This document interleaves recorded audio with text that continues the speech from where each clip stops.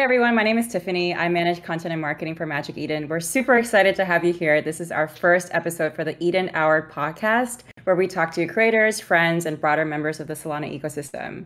Because this is our first podcast, we wanted to feature our co-founders here at Magic Eden. So here we have Jack, we have Sid, and we have Zhuoxun. And this episode is going to be pretty simple. We're just going to be talking about the story behind Magic Eden, who we are as a company, what makes us different, and some of the things that we're working on. So without further ado, why don't we do introductions? Jack, you want to go first? Yeah, absolutely. Hey everyone, I'm Jack, one of the co-founders of Magic Eden. I used to work at FTX. Before that, I worked at Google and an Australian originally. Um, been friends with my co-founders for a long time. So was high school friends with Sid, and also friends for a long time with Zhuoxun in San Francisco. And kind of the story for Magic Eden from my side was, I've been watching the crypto space for a long time, been like punting on tokens. I always wanted to start something. Like Josh and I were kind of, brainstorming different ways to do something together. But we all thought like, a lot of the spaces that were popping off were around like trading, exchanges, finance kind of stuff. And because we came more from like consumer internet backgrounds, we didn't really know how to like build a product and have an edge. But then like when NFTs kind of kicked off, we thought, oh man, like this feels like consumer internet, right? Like it's like stuff that we've done in our day jobs, and this felt like maybe something where we can like really have a big impact then in that. And then like the other piece of the story was, like Sid and I have been super long friends for a long time, and Sid actually started a crypto company. He's one of like the crypto OGs, and I went to check out what he was doing back in 2013. And like doing something in crypto has been an idea that he was noodling on for a long time. So yeah, when like like NFTs popped off, I kind of gave him a call to say, hey, dude, like he was in big tech at Facebook at the time. I was like, hey man, like I know you're pretty bored. Let's get real. So let's maybe like do some shit together, and like maybe we can do something in the NFT space. Yeah, and then there was like one last tidbit to the story, which was at FTX at the time. We had a pretty like bird's eye view of the Solana ecosystem. We definitely saw all the growth that was happening, and thought like probably doing something in Solana was a good call. So yeah, that's one side. I'm sure my co-founders will have their their pieces as well. So Cool. Let's go to Sid, and I want to hear the specific meet cute between Jack and Sid. I believe there's a math teacher involved in the story. Yeah, we so shout out to Dr. He in Box Hill, who's our math tutor in Melbourne. Jack and I we actually met at the train station near my house. Sorry, the bus station near our house when we were going to Dr. He math tutoring for the first time. Uh, How old? Dr. He How old was are you? I was 16, and I think Jack was 16 too, and Dr. He was really rough. Honestly, it was really tough for me. Jack was always like incredibly unhelpful, but also likes the flex. He finished the homework every single week, but wouldn't share the answer with me, and I was just like fucking like really struggling. But there's anyway, always so that like dead weight in the class, and that was like that was that guy. But anyway, so yeah, so that's kind of how Jack and I we met, and then fast forward a couple of years, I went to San Francisco, and I was like working on a bunch of stuff, and I was like with the San Francisco Bitcoin developer meetup groups, back in 2013, 2014, that was like kind of like a really early days of Bitcoin kind of starting to, people in the mainstream started to hear about this weird thing. And at that time, I was like just really into crypto, and we worked on a lot of different like um, consumer internet ideas. I think we built one of the first like Bitcoin tipping bots on Twitter. It was like called, I can't remember. It's like tip a bot, tip a coin or something. And we Tipcoin. build like we also build like at least like at that time we already started thinking about like NFT and embedding stuff into the blockchain. Like we embedded like we built this thing that like embeds like love letters on the blockchain. We call it like, I don't know, like diamonds are What? carbon, but the blockchain is forever. I can't remember like what it was or something like that. And then it was called Love Block. I think it was like love notes, but like on the blockchain. I think we did like a bunch of other stuff. But all of it just like, like there were things that would get on Hacker News for a day and then would just die. In a week. And so because I was so involved in like the Bitcoin developers ecosystem, I had this bright idea. I was like, oh, we can't make something consumer work. Maybe let's build a developer product and like allow other developers to build on top of us. And but as it turns out, the other developers can't get it to work either. So we would just like develop a product with lots of customers that couldn't make money and nobody could pay us.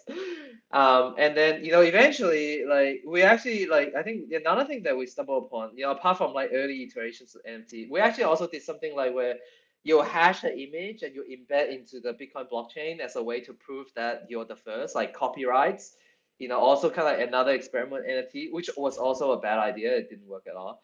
And then anyway, so then eventually we actually built probably one of the first Chrome extension Bitcoin wallets, which Jack has used also, and I think he would say that's actually a very good experience. But at that time, I was like, nobody like. Actually, we really loved it, and all our beta users also all really loved the Bitcoin Chrome extension wallet. But it was also my bright idea. It was like, dude, Chrome extension wallet would never take off. Like, why would anyone use a Chrome extension wallet? And then we shut it down, and that was the end of all these different iterations. So definitely, Not gonna make like, it. as they say, like being early is also a bit of a problem. Anyway, so then after we used all our investors' money, and we had no money. I lived on a boat for a little bit because I What? was poor. I live on a boat in Where? the Alameda Marina. The Alameda Marina was on my friend Nate's boat, and Nate actually now works at Match Eden. Oh, And so then and then during that time I was like, oh, like I'm done with this crypto thing for a bit. This is too tough. Maybe it will never take off. And so so then I started working at Uber. I was one of the first engineers at Uber Eats. I joined Uber Eats before there was Uber Eats. And so and then we launched the first Uber Eats app and worked on Uber Eats over the next couple of years. And obviously now Uber Eats is a much bigger business than when we started, there was no Uber Eats.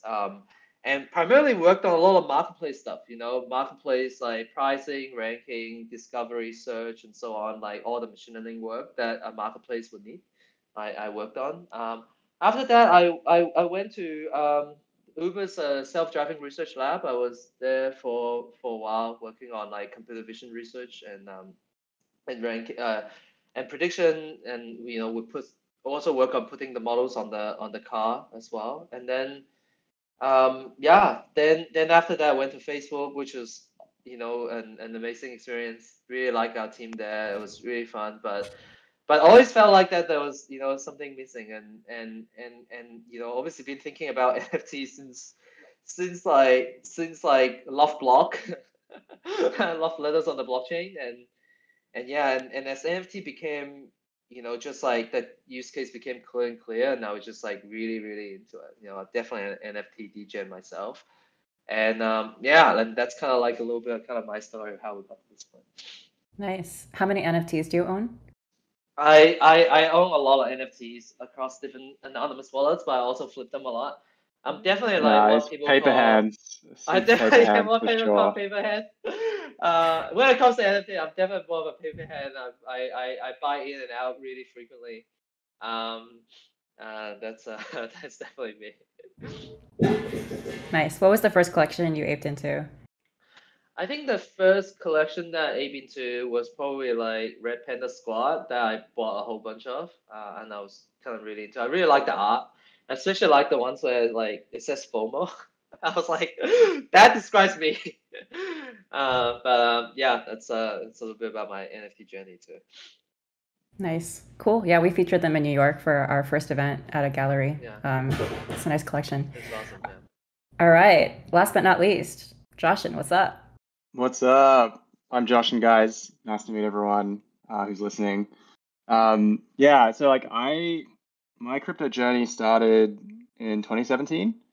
I was working basically at like a healthcare startup in the Bay Area, and I was like, man, there's got to be more interesting industries than this because like healthcare is just like so slow moving, and we were working on some like enterprise like software thing and like trying to get doctors to adopt it, and I was like, oh my God, this is brutal. Um, and that was like around the time I discovered Ethereum, and like obviously crypto, that was like the last cycle, right? Like Ethereum was kind of popping off, and I just thought like, holy shit, like this is what I want to do. This is where it's at. Ended up joining DYDX. I was a second employee at DYDX, and when I was at DYDX, like this is actually the time I met Jack. And funny, I think like I can't remember who introduced us, but I remember meeting Jack. Oh yeah, Owen did. Yeah, Owen, a friend of ours from Australia. I remember meeting Jack at Bluestone Lane in San Francisco. For those of you who might be from there, like on Front Street, there's a Bluestone Lane there, and this dude rocks up and he's like very intense looking, and just started Me? talking about like viral loops, and I was like, Me? yeah. Oh shit. And I was like, who was this big tech guy who's trying to like talk about viral loops? And I was like, oh shit. Later on is my co-founder. No, but so I spent like 3 years at DYDX. Crazy time. Like back then, I was in like one of these like Telegram groups that was like 12, 15 people, and that was the genesis of the term DeFi was formed in that Telegram group. It was like a bunch of like DYDX guys, Dharma, 0x, Set Protocol. It was kind of like a core group of early people building DeFi protocols, or what was soon to be called DeFi at the time. So all the stuff that is around today on like Ethereum and Solana seems very obvious in hindsight, but back then it was just a bunch of weird teams experimenting on a bunch of protocols, and we were one of those at DYDX, and we built like I think our first protocol was for like a leverage token trading. So all the leverage tokens you see on like FTX and other places now that have that success, we had tried that, didn't work. Then tried some other stuff around like margin trading, and now like the iteration of DYDX is like perpetual futures. So it's super interesting time. Spent like almost 3 years there, and then I spent a year and a half at Coinbase as a product manager, working on like basically our institutional product. So I spent, it's kind of an interesting crypto arc where I started my time in DeFi, and then went almost the other side of the spectrum, which is like, how do you get hedge funds to buy Bitcoin, which is a super different problem. And then now it's like, how do you get people to buy NFTs, right? So I feel like I've had a pretty interesting arc and storyline in crypto. And when these guys were interested in squatting up to start this thing, I was like, yeah, let's go, let's do this. So anyway, that's a bit about my story. Love it.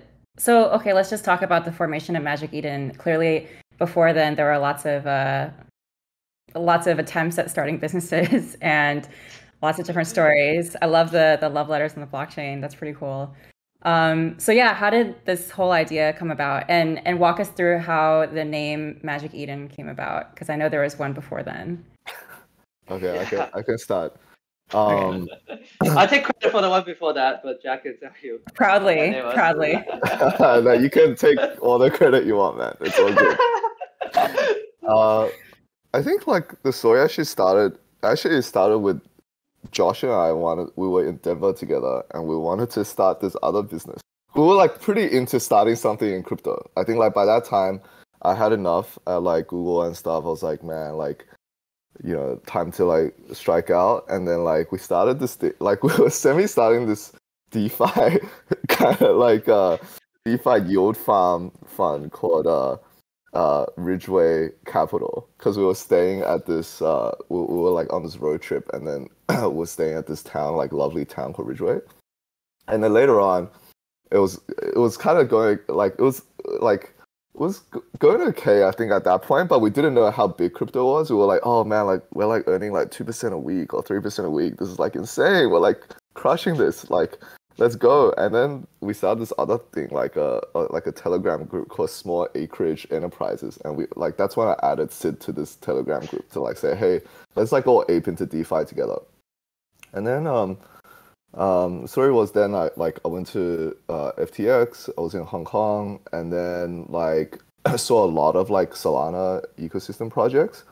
And there was this like fervor and this frenzy of like NFTs kicking off, and like everyone saying, "Hey, this is like the next big category, right? Of this could be like the new DeFi, right? For crypto and like the next big wave." And there was like a conversation that like we were having, going, man, like some of these marketplaces on Solana were doing so many transactions, they were making like $40,000-$50,000 a week or something like that. And we're like, man, like, but these websites look like they're made out of WordPress or something. Like, surely we can do better. And surely, like, it felt like, because I was surrounded by all these Solana people, like real, like Solana, like Solana maxis. They were like, hey, Solana is the future of, next generation blockchain, super smooth consumer experience. At that time, I kind of felt like, if we really live up to that vision, like we should deliver like something really polished, right? Like polish is something that like that's needed, and probably polish is something that will come, but it'd be great if it comes from us, right? So that's when like started like having some calls with Sid, started having some calls with Zhuoxun about like, hey, maybe we should start an NFT marketplace, because the market is obviously there. There's definitely demand for this kind of thing. I think our capabilities are there because this is stuff that we did in our day jobs. Especially like Sid, he really had good intuition about how to build marketplaces, being like an early Uber Eats engineer, and Joshin had a ton of like relationships in the space, like with Phantom, and we thought like we could form a really good team to take a crack at this. And then the name Magic Eden, like, so I was looking at like startup name generator, and then we were looking at like a bunch of different names, and they were like, I should put so I saw this name called Magic Den, and I thought, oh, that's like pretty interesting. And then I was like just thinking about it, and I thought, oh, maybe we should change Den into Eden, because you should have this, like this it captured this sense of like limitlessness, right? Like captured this sense of like hope, right? Captured this sense of like NFTs being the future of like culture on the internet, and I thought that would be pretty cool. And I thought like, man, if we like launch a token in the future, like you can get like $, Magic or $, Eden, like you can't go wrong with it. So basically I was pushing for that name, and then Sid and another like co-founder of ours who's a he's like, they were like, no, let's do like PETA, because PETA is a really big mathematical number. So then we like switched, and we were called PetaBay for a while. And then actually I'll leave the story here, but then jump in and say like what happened to that name. Yeah, we can leave it to Sid to clean up the scraps of the story. So the story behind the PetaBay name is we actually have one other co-founder, Rex, who's busy today. He couldn't be here for this call. So him and I were talking. We're like, we need to come up with a name. And we try a bunch of names, and then we really like something that's like, it's like something that feels like kind of mathy. So I was like, let's do PetaBay. And then we're all like aping into it. We're like, oh, this is so awesome. This is a great name. And so we presented the names forward. That was like, we bought petabay.io. We put out a beta website on petabay.io already. And then we started sharing around. And then people were like, what was it? PetaBay? I was like, no, not PetaBay. PETA. And then I was like, oh, this guy's an idiot. Like, he doesn't get it. And then we went to the next, the next person, and then he's like, oh, what PetaBay? I was like, okay, like clearly that's what people would think about. And so that didn't stick, and so we decided. And Magic Eden was the other name, and you know, I actually didn't really like Magic Eden in the beginning because it sounded like Magic the Gathering, like Mount Gox. I was like, no. And then I was like, okay, whatever. Just like that's the other name. Let's just go with it. But I think in the end, it actually turned out to be probably one of the best decisions we've made, like in this company, out of probably like a handful of really good decisions that we made. Like because Magic Eden, like, I think it's just a very versatile name. One is like when you expand to new products, like we have a minting product, you can call it the Magic Minter. You know, everything that you do is like magic, something new, which is really cool. And then the Eden's also really nice because like, to me, NFT represents like property and digital assets inside, the metaverse. And what is a better analogy for the metaverse than the Garden of Eden, where all the different creatures can live happily, coexist peacefully and happily together in the Garden of Eden. And so like, yeah, like just, and so going forward, just all the different product ideas that we have just fits really naturally within this theme. And I just always love Magic Eden from probably like the second week onwards, once I got over Magic the Gathering and then Gox. So, Once so Pedal yeah, Bay was very, shut down. yeah. Once we ruled out Pedal Bay, but yeah, definitely like credit to Jack for always coming up with really good names. Actually, yeah. I want to give credit to one person. When we were wavering on that first name, I remember we shared it with Chris Kalani at Phantom, and who's friend of mine, and he was just like, "Come on, you know what that sounds like, don't you guys? Come on now." And that was the final nail in the coffin. And I'm very thankful, Chris, that you were real with us on that one. It was good, man. Like I obviously secretly I was thinking about Magic Eden. I was like, come on, guys, that's a good name. But then like happy to go with whatever. And then I have to thank Chris too. I was like, he said it, not me. Come on. Immediate screenshot, send it to like our own Telegram. Guys, look at this. Nice, love it. I retire. I retire from naming stuff. I have not named anything since, apart from my son. Your child. I have not named anything since. Yeah. All right, that's cool. So now we have a name, Magic Eden, and then so everyone who follows our Twitter knows that we religiously celebrate our birthdays because I think it's cool to celebrate birthdays. So we're almost 3 months old. Our first day of trading was September 17th, and I'm curious to hear from your guys' view. What were some of the major milestones across those 3 months? What are you guys like most proud of? I have to say, like the first moment that I felt really proud was like I think the first day we did like $50,000 of trades, and then I remember I was like, guys, we're taking off. But obviously it's nothing like kind of what we've been since. But I do remember like the moments. I don't know if you guys like remember those moments like where we would like feverishly keep refreshing our like our program page on Solana Explorer. And like the moments I remember was like the first time that we hit like $100,000 in trades, the first time that we hit $1 million in trades in a day.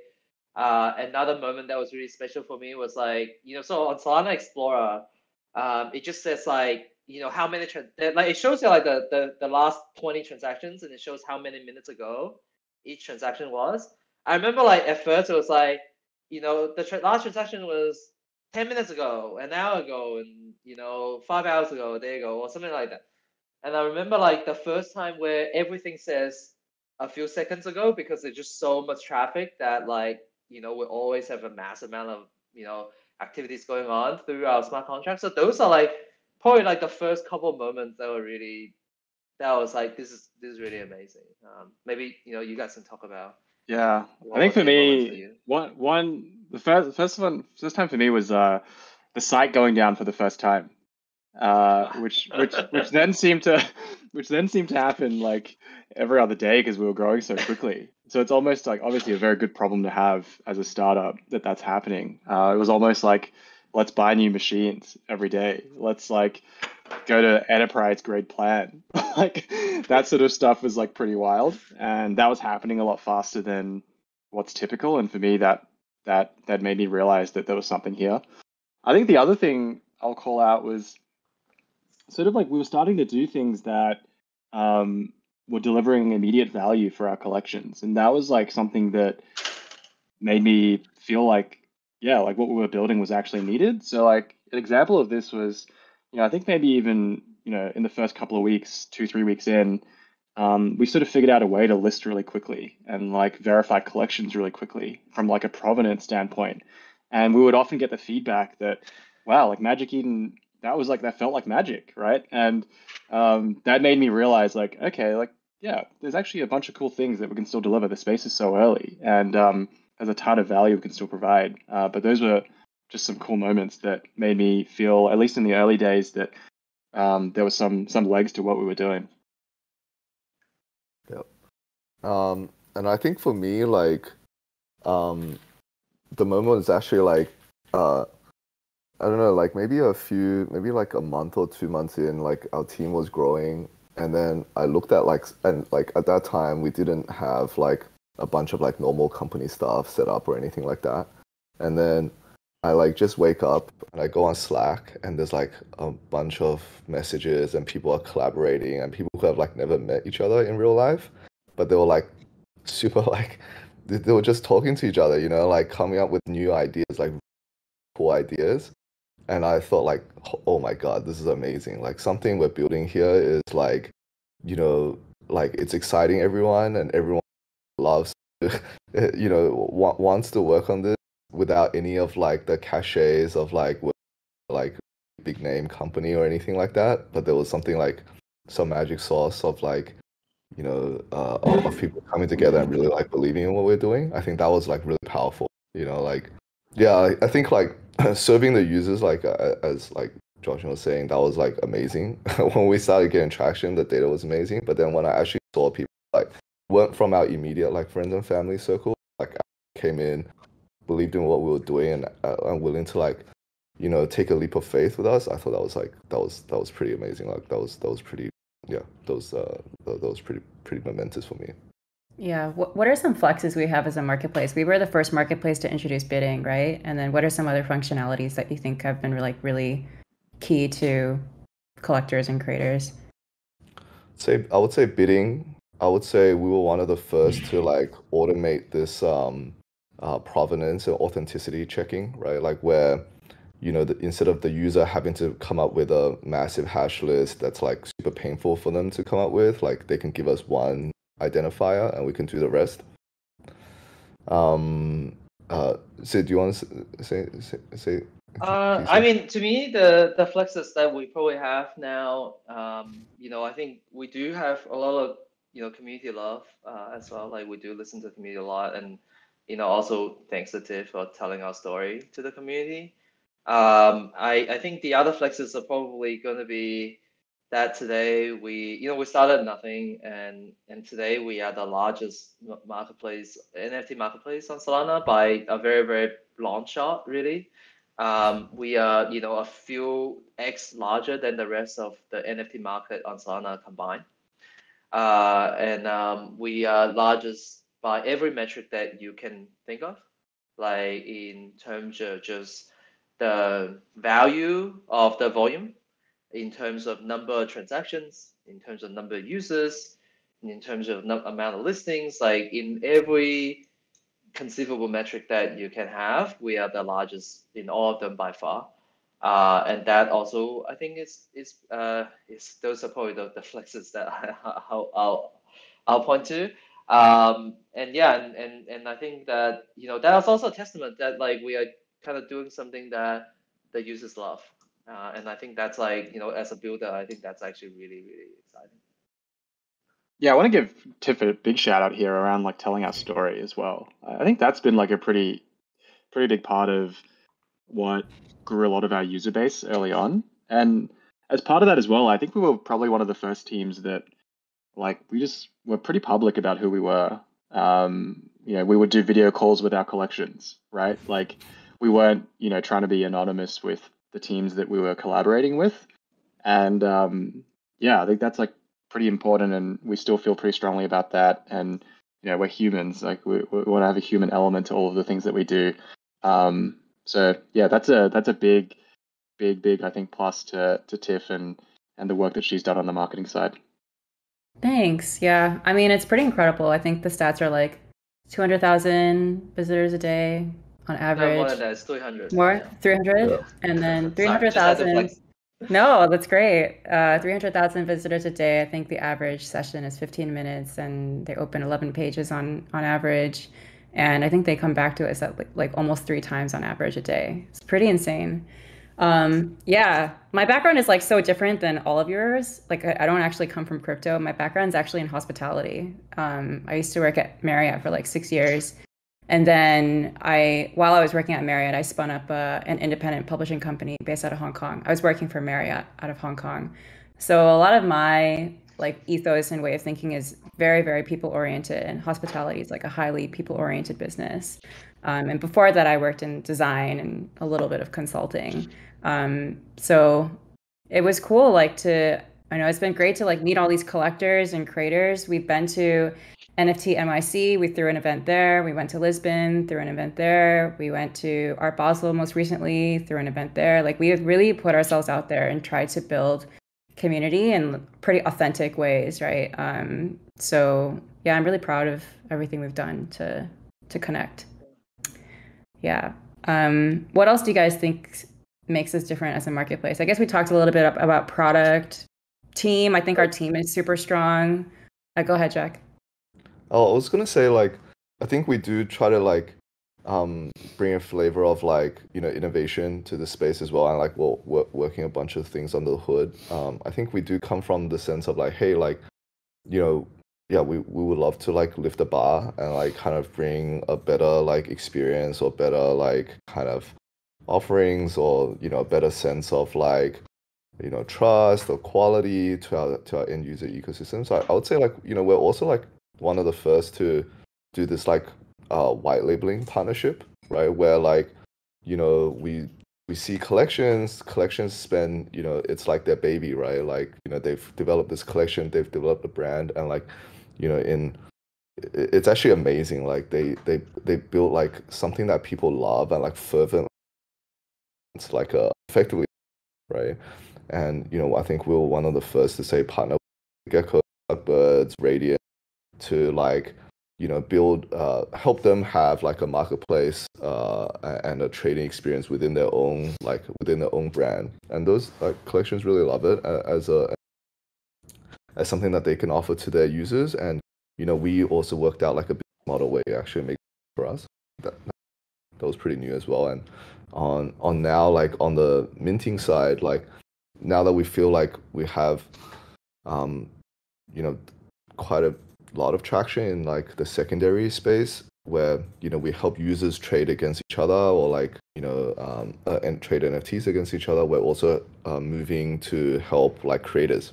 So built like some new minting tools for creators so that you don't have to pay really expensive developer to mint stuff on the blockchain. We can mint like a 10,000 collection free and under 20 brand, and we wanted to have this way of offering to them like, hey, like like basically allowing your users to talk to each other and trade against each other. One of the key moments, right, of being part of an NFT community, and we want to offer you a way of serving that within your own experience. So we were, I think, one of the first to do this, where we partnered with Galactic Geckos, Thugbirds, and Radium, and we came up with a way to like deliver that experience to their users, but also work out a business model where it makes to do so. Separately to that, I think like we're also really keen to like think about other ways to serve the rest of the. So like today we're pretty strong in that secondary space where we help users trade with each other. But there are other players in the that we would love to serve and help them have a better experience. And one of the ones that we're concentrating on now would be like creators, right? Like so we've built this like minting tool that helps creators easily mint stuff onto the blockchain. You don't have to pay like a super expensive developer to do so. Now you can mint like a 10,000 item collection with like less than $20, right? And everything is super simple drag and drop, like a Dropbox type of experience, but you're using the blockchain to do so. And we also help, our users provide do things like administer the mint or manage the mint in a way that that's super safe and deals with issues that they care about the most. So bots is one of the most like topical things right now in the ecosystem, and like where would be one of the first minting tools that have like anti-bot prevention and stuff like that. So just another like another theme around like, hey, well, we're pretty keen to like help everyone in the ecosystem, and we want to bring some of our like thoughts and innovations in a way that like benefits everyone in the system. And like creators will be another example that we're really trying to go deep and help out a lot. Cool. I guess we're already talking about the stuff we're working on. Maybe Josh, and you want to talk about gaming a bit? Yeah, I think a lot of the gaming stuff is very related to what Jack was talking about before, right? Like you think about, creators of all kinds want to have a say in the way that their end user experience works end to end. And that's no more true than in gaming. You can imagine when you're in the game or any game you're playing, you don't really want to leave the game to do anything, right? You sort of want the end-to-end experience, both as a game developer or game studio and the actual person playing the game. All of that should live kind of pretty natively within the same experience. So we've been thinking about ways and around how do we like enable some of that functionality and support games from a marketplace standpoint. And the obvious way, obviously, is to, as these games have all of their open economies, they're going to have items that are NFTs, and those NFTs are obviously tradable. They're obviously going to be tradable on Magic Eden. The other way is obviously helping games drop their collections. And this is starting to come to fruition now with more and more games launching on Solana. And then the third thing that we're pretty excited about is just partnering with games to power their in-game marketplaces. So, imagine, I'll say, for example, like Mini Nations, who we're obviously very close to. We did their drop recently. We hosted an event with them in Miami. Good guys. So shout out Alex and Dennis. We're going to be powering the in-game marketplace, which is, for them, they're a first-person shooter, right? It's kind of like Fortnite style game where, you can think about just like there's characters, there's weapons, there's skins, there's all these different things that you can do. There's tournaments, there's events that happen over the course of weeks or months, and they have seasons in much the same way that other shooter games do. So over all of this, like think about just the sheer number of items that are going to be in this ecosystem. And part of their game is obviously just a larger open economy. So like there's going to be land and buildings and all these other things too. So we're pretty excited to kind of help them power some of that universe in terms of just the trading side of things. And just a ton we can do from a category standpoint. Like gaming is one of them, and it's actually part of the reason we decided to build on Solana. It's like we think a lot of these use cases will proliferate faster on a chain that is faster and cheaper. So that's a big reason why I think that ultimately we'll see a lot more growth and a lot of that growth quickly on a place like Solana. Word. Maybe Sid, you want to talk about our app? Yeah. So I mean, we do have a few, big things that are coming. Obviously we are, like I would say that we have a big change to kind of the marketplace going to be soon, where you'll be able to make bids to any items, not just items that are listed. I think that's a really big change. Beyond that, we are launching our mobile app very, very soon. It's going through App Store review right now. And so everyone, you'll see a first glimpse of the, Android mobile app coming out into beta. And I think that to me, like the NFT experience is like really for me, it's like the first kind of mass consumer moment for crypto, and I actually do believe that like the future of NFT will live on mobile. And so like in our first mobile app, we're like really emphasizing on things like, just like a great browsing experience because like many mobile wallets are not ready yet. And then we're gonna like, have it such that like you can use it to keep track of like the NFTs that you've listed, as well as like the NFT collections that you're interested in, so that you can like, basically, look at how the market's going on the go. And that's something like I think, is not surprising for anyone in the NFT space. That's like definitely something that, a pain point that kind of comes up a lot. Yeah. When iOS? When iOS soon. Very soon. I think Android will come out. So actually, the story behind this is like, us, we are actually like as a company, we're actually quite big on Android. More than like half of the people that work at Magic then use Android. 75% of the founding team use Android, which is like to my surprise, and which is it's actually a really good thing. I think like NFT and crypto is going to be such a global movement, and globally Android is definitely bigger than iOS, right? Like I think that in Silicon Valley, there's just this ethos of like aggressively focusing on iOS and completely ignoring Android, which like actually is the case in like every tech company that I've worked at and also like talked to. And I think that but that makes sense because like a lot of the users are in the Western world where iOS dominates. But so many of our users are international users, and Android adoption is actually really really high. And I'm actually really happy that we have this like kind of focus on Android, and we can like really make sure that we give equal love between Android and iOS. And I think that's like really important. It's like this equal access to NFT for everyone in the world. I think that's really important, and the Android strategy is part. And that's why we're launching Android first, actually. Yeah, I mean, our users are everywhere. I remember that week during Yeah. Thanksgiving, you looked at the traffic and you were like, whoa, like the number one country is Russia. Because I think, folks were celebrating Thanksgiving. But yeah, all right, that's really exciting. Yeah. Cool. Yeah. Well, as opposed to other apps like Uber, I think it's like 70-30 or 80-20 or something in terms of iOS to Android. So we are going to be very, very different. We're going to have a significantly higher percentage of Android users. Yeah. Yeah, I think other big markets are Germany. We have quite a lot in Singapore, Korea, Turkey as well. UK. Yeah. Where? Turkey for us is pretty Turkey. big as well. Yeah. Yeah. Sweet. Cool. Looking forward to it. Sweet guys. I mean, we feel like we've talked about a lot today. What are you guys looking forward to in the next month? It could be personal, anything. Yeah, you guys are going to be reuniting, right? This is a big thing.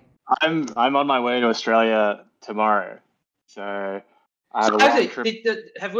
Have we told the audience that we all from Australia? So in case you missed this, we're all Asian. And yeah, they're all Australian. I'm not, but yeah. So you could be honorary, Tiff. That's all right. Oh, okay. I've always wanted to be honorary. Yeah. We'll be reunited. It's gonna be sick. I'm on my way down to Australia. I'll be hanging in Sydney for a bit, and then seeing the rest of the boys here in Melbourne. It's gonna be sick. Are you guys gonna have like a New Year's Eve party together? Oh, that'll be really good. That'll be great. I don't know if timing works for you, Zhuoxun. We've got to show you around, man. Like Melbourne's gonna lift the average of your Australian experience. Seriously though, if there's anyone listening to this, anyone of our community in Melbourne, let's roll through. We can do something. We can have a little Magic Eden event. Yeah. There's a DAO called Aussie hosting Glen Waverley, which is where I live. Nice. We can hang out in Glen Waverley. Yeah, I'm kind of jealous. I actually wanted to go too, but unfortunately I can't because I'm not Australian. At which point I think Joshin was like, "Well, we can adopt you," but unfortunately I was not adopted, so I'll stay in the States. But yeah, you guys should definitely do something. There's such a big crypto community there. I will say this: we should definitely host something here. There's a few Thugbirds in Australia, so give me a shout, fellow thugs. Yeah, Zhuoxun is a very passionate thug. I've actually been looking at the Thugbird's floor price every day for the past 10 days. Just like waiting for the right moment. But Joshua, are you anyway. gonna cacao to the cacao? Is it what is it? Oh Cacao yeah, do to the it. community. Yeah, cacao. Love it. Well, on that note, I don't think we can, beat that. Thanks, guys, for joining. This was a nice chat. Hope anybody who's watching knows a lot more about Magic Eden now. We honestly work super hard. This entire team works basically every minute we're awake, and we don't often have the platform to talk about ourselves and to share who we are. And so, we figured, like, screw it, we'll just make it happen. So we look forward to having these episodes every week, something like that, around every week. And we'll actually be profiling different folks who work at Magic Eden every week. So, beyond this team, first of all, we have an additional co-founder. His name is Rex. He was busy today and couldn't join us. But there are other, I think we have nearly 30 people now working at Magic Eden, right? So lots of different perspectives across marketing, across BD. We'll get some DGens up in here, Charfu Monkey, aka Igor. Definitely. That'll be a lit episode. But yeah, thank you for tuning in and looking forward to talking more with you. So thanks a lot. Thank you. Thanks, guys. Benito.